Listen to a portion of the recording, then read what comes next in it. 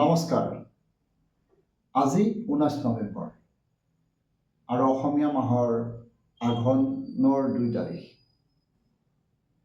আজিৰ এই দুয়োটা তাৰিখতেই অসমীয়াৰ 2 আঘোণ আৰু ইংৰাজীৰ 19 নৱেম্বৰৰ এই পবিত্ৰ দিনটোতেই 2018 চনৰ আজিৰ একেই তাৰিখ অসমীয়া ইংৰাজী দুয়োটাত যি মিলিছে, সেইদিনা আমি বিবাহপাশত আবদ্ধ হৈছিলোঁ আৰু আমাৰ ঘৰৰ চৌহদ বা চোতাল উদুলি মুদুলি হৈ পৰিছিল। চাওঁতে চাওঁতে বিবাহ বাৰ্ষিকীৰ 8 নম্বৰ বছৰত ভৰি দিলোঁ আৰু আজিৰ এই বিশেষ পবিত্ৰ দিনটোত আমি দৰ্শন কৰিবলৈ যাম কেদাৰনাথ মন্দিৰ। অৰ্থাৎ কেদাৰনাথ মন্দিৰ মানে হৈছে এইটো মন্দিৰ আচলতে হাজোত আছে। হাজোৰ যিটো কেদাৰ মন্দিৰ, সেই কেদাৰ মন্দিৰ দৰ্শন কৰিবলৈ যাম। আৰু কেদাৰনাথ বা হাজোৰ কেদাৰ মন্দিৰটো আছে হাজোৰ মদনাচল পাহাৰত অৱস্থিত এটি অতি ঐতিহ্যপূৰ্ণ মন্দিৰ। আৰু কোৱা হয় এই মন্দিৰটো পাৰ্বতীৰ মন্দিৰ বুলি। গতিকে আহকচোন যাওঁ মন্দিৰ ভাগ দেখিবলৈনো কেনেকুৱা, যিসকলে দেখা নাই। যিসকলেনো দেখিছেতো তেওঁলোকৰ কাৰণেতো আৰু ক'বলগীয়া বিষয় নহয়, বা তেওঁলোকে নিশ্চিতভাৱে জানেই এই মন্দিৰভাগ যিসকলে দেখিছে। আৰু যিসকলে হাজোত অৱস্থিত কেদাৰ মন্দিৰভাগ দেখা নাই, আহক আমি একেলগে আজি মন্দিৰভাগ দৰ্শন কৰোঁ। এয়া আমি আহি কেদাৰ মন্দিৰত পালোঁ। হাজোৰ ঐতিহ্য মন্দিৰত যি কেদাৰ মন্দিৰ দৰ্শন কৰিবলৈ আজি আহিছিলোঁ, ৰাতিপুৱাতে আপোনালোকক অৱগত কৰিছিলোঁ। তো সেই মৰ্মে আমি আজি আহি এয়া কেদাৰ মন্দিৰত চিৰি বগাই আছোঁ আৰু খন্তেক সময় পিছতে আমি মন্দিৰৰ পদূলি পাম। ইতিমধ্যে মন্দিৰ দেখিবলৈ পাইছোঁৱে, গতিকে আহক আমি মন্দিৰলৈকে গৈ থাকোঁ। নমস্কাৰ। এয়া আহি আমি কেদাৰ মন্দিৰ পালোঁ। ইতিমধ্যে কেদাৰ মন্দিৰত আজি আহিম দৰ্শন কৰিবলৈ, এইখিনি কথা আপোনালোকক ৰাতিপুৱাৰ ভাগতে অৱগত কৰিছিলোঁ। আৰু আজিৰ আমাৰ বিবাহ বাৰ্ষিকীৰ দিনাই আজিৰ এই বিশেষ দিনটোত আমি কেদাৰ মন্দিৰ দৰ্শন কৰিবলৈ আহিলোঁ। গতিকে এয়া দেখিবলৈ পাইছে কেদাৰ মন্দিৰৰ সন্মুখীন এয়া গোটেই দৃশ্যাৱলীখিনি অতি প্ৰাকৃতিকভাৱে সুশোভিত। আৰু মন্দিৰৰ পূজাৰীয়ে জানিবলৈ দিয়া মতে এই মন্দিৰভাগ হেনো ভগৱান বিশ্বকৰ্মাই নিৰ্মাণ কৰিছিলে। আৰু সেই তেতিয়াৰ পৰা নিৰ্মিত এই মন্দিৰভাগত ৰজাদিনীয়া পৰম্পৰাকে আদি কৰি আজিকবৰ্তি সুন্দৰভাৱে অখণ্ড প্ৰদীপ জ্বলি আছে, প্ৰজ্বলিত হৈ আছে।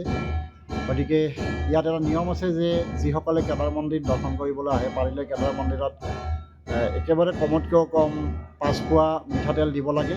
মিঠাতেল এইকাৰণে দিব লাগে যে তাত যিগছি চাকি অখণ্ডভাৱে জ্বলি আছে, সেই গোটেই চাকি গছি নিত্যানুবৃত্তিকভাৱে জ্বলিবলৈ যিখিনি মন্দিৰত তেলৰ প্ৰয়োজন, এই তেলখিনি বিভিন্ন সময়ত মন্দিৰ কৰ্তৃপক্ষই আদি কৰি বিভিন্নজন ভক্তই ইয়াত তেল নিবেদন কৰে। আৰু আমিও জানিবলৈ পাই ইয়াত তেলৰ বাবে যি অৰিহণা লাগে সেইখিনি আমি অৰ্পণ কৰিছোঁ আৰু মনস্কামনা যিখিনি আছে সেইখিনি তেওঁৰ ওচৰত নিবেদন কৰিছোঁ। আৰু মন্দিৰৰ পূজাৰীয়ে জানিবলৈ দিয়া মতে ইয়াত যিমান যি সমস্যা আছে প্ৰত্যেকৰে সমস্তবিলাক সমস্যা যেন সমাধানৰ এটি সূত্ৰপাত ইয়াতে পাই এই কেদাৰ ভগৱানে, কেদাৰেশ্বৰে নিশ্চিতভাৱে সকলো ভক্তৰে যিমান যি বাধা বিপত্তি আছে সকলোখিনি নিৰ্মূল কৰে বুলি তেওঁলোকে অৱগত কৰাইছে। আমিও পৰম বিশ্বাস আৰু ভক্তি ৰাখি তেওঁক কেদাৰ ভগৱানৰ ওচৰত নিবেদন কৰিছোঁ। এইটো কেদাৰ যদিও এইটো এটা অৰ্ধনাৰীশ্বৰ মন্দিৰ হয়, তেওঁলোকে জানিবলৈ দিয়া মতে এইটো অৰ্ধনাৰীশ্বৰ অৰ্থাৎ হৰগৌৰী মন্দিৰ। ইয়াৰ লগতে ইয়াতে কাষতে আছে এটা দুৰ্গা মন্দিৰ। এয়া দুৰ্গা মন্দিৰটো আমি নিবেদন কৰিছোঁ। লগতে এই গোটেই হেৰিখিনি গোটেই একেবাৰে প্ৰাকৃতিকভাৱে সুশোভিত। গতিকে এই ঠাইখিনিলৈকে আহি আমাৰ মন প্ৰাণ ভৰি উঠে। এই মন্দিৰভাগ হাজোত অৱস্থিত, কামৰূপ মহানগৰীৰ অন্তৰ্গত হ'ব। হাজোত অৱস্থিত কেদাৰ মন্দিৰ। আৰু কেদাৰ মন্দিৰত আমি সৰু থাকোঁতেই এবাৰ দৰ্শন কৰিছিলোঁ, আজি দ্বিতীয়বাৰৰ পৰা দৰ্শন কৰিছোঁ। ইয়াত এটা অতি সুন্দৰ মনোমোহা পুখুৰী আছে, য'ত কাছ আছে, মাছ আছে। আহক আমি এয়া আমি এতিয়া পুখুৰীটোলৈকে নামি আহি আছোঁ। এটি অতি সুন্দৰ পুখুৰী, য'ত মাছ আছে, কাছ আছে। আৰু এয়া অতি সৌভাগ্য কুণ্ড বুলি ধৰা হয়, বা অতি সৌভাগ্যশালী পুখুৰী। ইয়াৰ ৰাজহাঁহ এয়া ৰাজহাঁহ, যি ৰাজহাঁহ ভগৱান ব্ৰহ্মাৰ বাহন বুলি কোৱা হয় আৰু ৰাজহাঁহক জ্ঞানৰ প্ৰতীক বুলিও ধৰা হয়। এইটোৱে সেইটো পুখুৰী, সেইটো পুখুৰী অতি ৰজাদিনীয়া এটা মন্দিৰ বা ৰজাদিনীয়া বিশ্বকৰ্মা ভগৱান সত্যযুগৰে মন্দিৰ।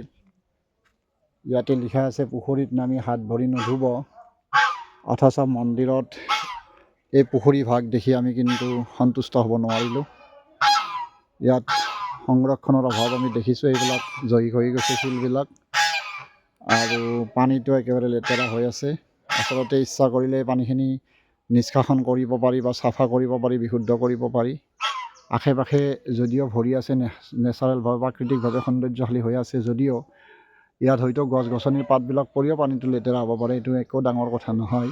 তথাপি এটা ইমান সুন্দৰ মন্দিৰ, এই মন্দিৰত থকা পুখুৰীটো যদি অলপ সুন্দৰ হ'ল হয় দেখিবলৈ, পানীখিনি যদি বিশুদ্ধ হ'ল হয়, স্বচ্ছ হ'ল হয়, তেতিয়াহ'লে হয়তো আৰু ভক্তৰো আকৰ্ষণ বৃদ্ধি পালে হয় বা আমাৰ যেনেকৈ দেখিয়ে পুখুৰীটো ইমান এটা সন্তুষ্ট হ'ব নোৱাৰিলোঁ। তথাপিও এটা ৰজাদিনীয়া মন্দিৰৰ পুখুৰী।